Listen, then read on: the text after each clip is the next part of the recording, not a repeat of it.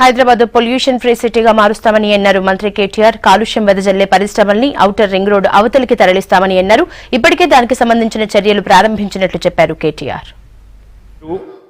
తెల్లాపూర్ లేదా నాగులపల్లి, కోకాపేట, తిమ్మాపూర్ లేదా శంషాబాద్, తుక్కుగూడ, ఆదిబట్ల, బొంగులూరు, పెద్దంబర్పేట, గట్కేసర్, కీసరా, షామీర్పేట్, మేడ్చల్, గుండ్లపోచంపల్లి వద్ద ఔటర్ రింగ్ రోడ్ వెంబడి 13 ట్రాన్సిట్ ఓరియంటెడ్ గ్రోత్ సెంటర్లను ప్రతిపాదించడం అయింది. వీటిని అభివృద్ధి చేయడానికి దాదాపుగా 13,900 కోట్ల పైచిలకు రూపాయలు అంచనా వేయడం జరిగింది. మరి మూడవ ప్రశ్నకి సి ప్రశ్నకి సమాధానం, ఈ సాధ్యాసాధ్యాల నివేదిక రూపకల్పనను పూర్తి చేయడం అయింది. సవివరమైన ప్రాజెక్ట్ నివేదికలు అంటే డిపిఆర్లను ప్రస్తుతం రూపొందిస్తా ఉన్నామని తెలియజేస్తా ఉన్నాం అధ్యక్ష. Shifting of polluted industries Anjay గారు అడిగారు, వివేక్ గారు కూడా అడిగినారు అధ్యక్ష.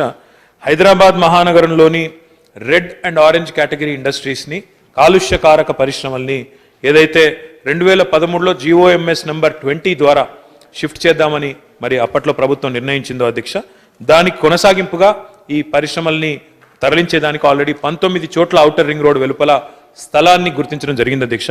అయితే ఇక్కడ ఒక ముఖ్యమైన అంశం దయచేసి గౌరవ శాసనసభ్యులందరూ కూడా ఆలోచించాల్సి ఉంది అధ్యక్ష. మనం పొల్యూషన్ కాజింగ్ ఇండస్ట్రీస్ షిఫ్ట్ చేస్తున్నామంటే ఆ సమస్యను ఇక్కడ నుంచి ఇంకో దగ్గరికి షిఫ్ట్ చేస్తున్నామని కాదు అధ్యక్ష. ఆ ఏ ప్రాంతాల్లో అయితే మనం షిఫ్ట్ చేయబోతా ఉన్నామో ఈ కాలుష్యకారక పరిశ్రమల్ని, అక్కడ ముందే కాంప్రిహెన్సివ్ ఎఫ్లూయెంట్ ట్రీట్మెంట్ ప్లాంట్స్ పెట్టి వారికి అక్కడ కొత్తగా మళ్ళీ కాలుష్యాన్ని వెదజల్లే అవకాశం లేకుండా జీరో లిక్విడ్ డిశ్చార్జ్ లాంటి ఫెసిలిటీస్ పెట్టి పూర్తి స్థాయిలో సంతృప్తికర స్థాయిలో అక్కడ మనం ఏర్పాట్లు చేసిన తర్వాతనే వీరిని అక్కడికి వెళ్ళమని చెప్పి కోరుతా ఉన్నాం అధ్యక్ష.